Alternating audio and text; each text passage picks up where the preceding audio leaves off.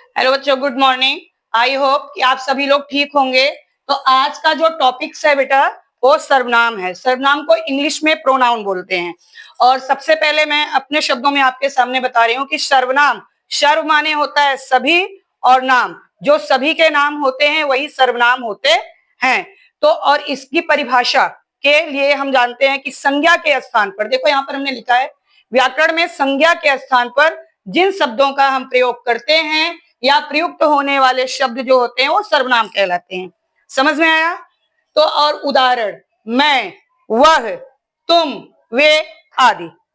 मैं means first person, जो English में आपने पढ़ा होगा फर्स्ट पर्सन मैं के अंतर्गत। जैसे अभी मैं बोल रही हूं आपके सामने, तो मैं क्या हूं? First person. आप क्या हो? Second person.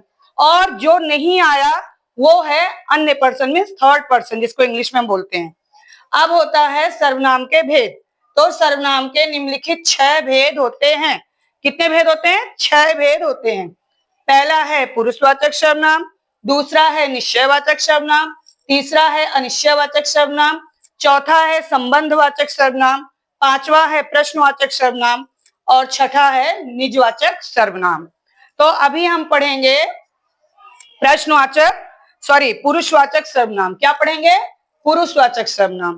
तो पुरुषवाचक सर्वनाम में हम पढ़ेंगे कि पुरुषवाचक सर्वनाम के विषय में। तो पुरुषवाचक सर्वनाम जो होता है हमारा, उसकी परिभाषा चलो हम आपको बुक से पढ़ाएंगे। आप अपनी बुक में देखेंगे तो आपको समझ में आएगा कि पुरुषवाचक सर्वनाम की परिभाषा क्या होती है पुरुषवाचक सर्वनाम के विषय में। तो पुरुषवाचक सर्वनाम जो होता है कि जो वक्ता बोलता है, जैसे अभी मैं बोल रही हूँ, वक्ता बोलने वाला और श्रोता सुनने वाला। आप सुन रहे हो और मैं आपको बोल के पढ़ा रही हूँ। ये सबसे पहला उदाहरण है पुरुषवाचक सर्वनाम का।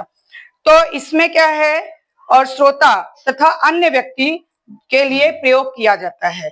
पुरुषवाचक सर्वनाम का प्रयोग वक्ता, श्रोता तथा अन्य व्यक्ति के लिए प्रयोग किया जाता है। उसे हम पुरुषवाचक सर्वनाम कहते हैं। मीन्स फर्स्ट जो है सर्वनाम का पार्ट, उसकी परिभाषा हो गई। उसको हम लिख के आपको देंगे। उसके बाद है, उसके भी भेद होते हैं, इसके भी पार्ट्स होते हैं। तो इसके पार्ट्स के विषय में हम यहाँ पर लिखते हैं। पहला है पुरुषवाचक सर्वनाम, जो अभी हमने बताया कि वक्ता, श्रोता तथा अन्य जो होते हैं व्यक्ति, उनके विषय में हमको पता चलता है, वो होता है पुरुषवाचक सर्वनाम। तो और पुरुषवाचक सर्वनाम के कितने भेद होते हैं? 3।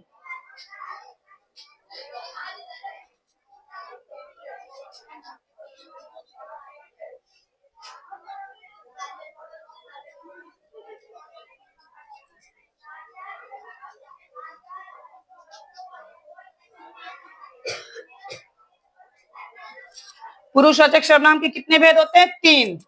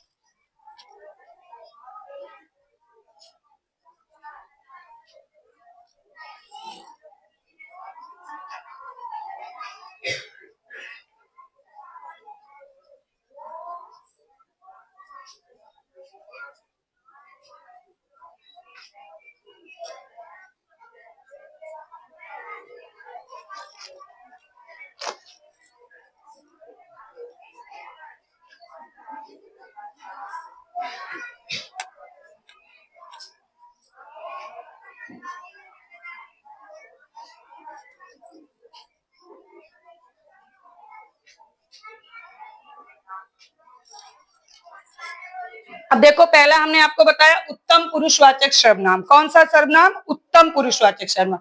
वक्ता अर्थात, आप प्लीज अपने बुक में देखिए, वक्ता अर्थात बोलने वाला अपने लिए जिस सर्वनाम शब्द का प्रयोग करता है। वक्ता मीन्स जो बोलता है। जैसे कि मैंने बताया पहले भी आपको, मैं पढ़ा रही हूँ तो मैं इस समय वक्ता हूँ।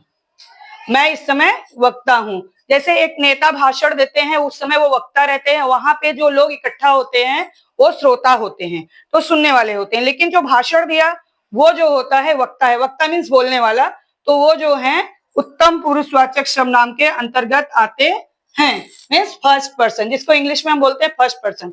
उसका उदाहरण है मैं। क्या है? मैं। अब होता है मध्यम पुरुषवाचक सर्वनाम। मध्यम पुरुषवाचक सर्वनाम वक्ता द्वारा जो बोला गया शब्द सुनने वाले के लिए प्रयोग किया गया, उसको हम बोलते हैं मध्यम पुरुषवाचक सर्वनाम। क्या बोला गया? वक्ता द्वारा जिस सर्वनाम शब्द का प्रयोग सुनने वाले के लिए किया गया। किसके लिए किया गया? सुनने वाले के लिए होता है, उसे हम क्या कहते हैं? मध्यम पुरुषवाचक सर्वनाम। क्या कहते हैं? मध्यम पुरुषवाचक सर्वनाम। जैसे तुम गुजरात से कब लौटे? मैंने पूछा, तुमने पढ़ लिया। जैसे मैंने आपसे पूछा प्रश्न, क्या तुमने पढ़ लिया, या तुम वहां से कब आए, तुमने खाना खा लिया।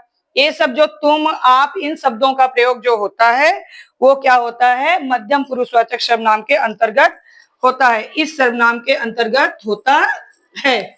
अब आता है अन्य पुरुषवाचक सर्वनाम।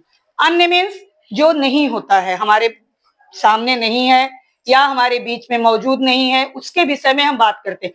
जैसे कभी कभी आपसे टीचर पूछते हैं कि आपके दोस्त का नाम लेकर, या वह नहीं आया आज विद्यालय, तो आपसे पूछा, तो टीचर क्या हो गया? उत्तम पुरुष, आप हो गए मध्यम पुरुष, और जो वहां पर अनुपस्थित है वो हो गया अन्य पुरुष, मीन्स थर्ड पर्सन। इसकी परिभाषा हम आपको बताते हैं। वक्ता और श्रोता के बीच जो उपस्थित नहीं होता, मैंने आपको बताया ना अनुपस्थित वालों के लिए, उपस्थित नहीं होता, उसके संबंध में बात की जाती है, तो वो कौन सा सर्वनाम होता है? अन्य पुरुषवाचक सर्वनाम होता है। उसका उदाहरण होता है वह, उसे, उसने, वे, उन्होंने, आप इत्यादि।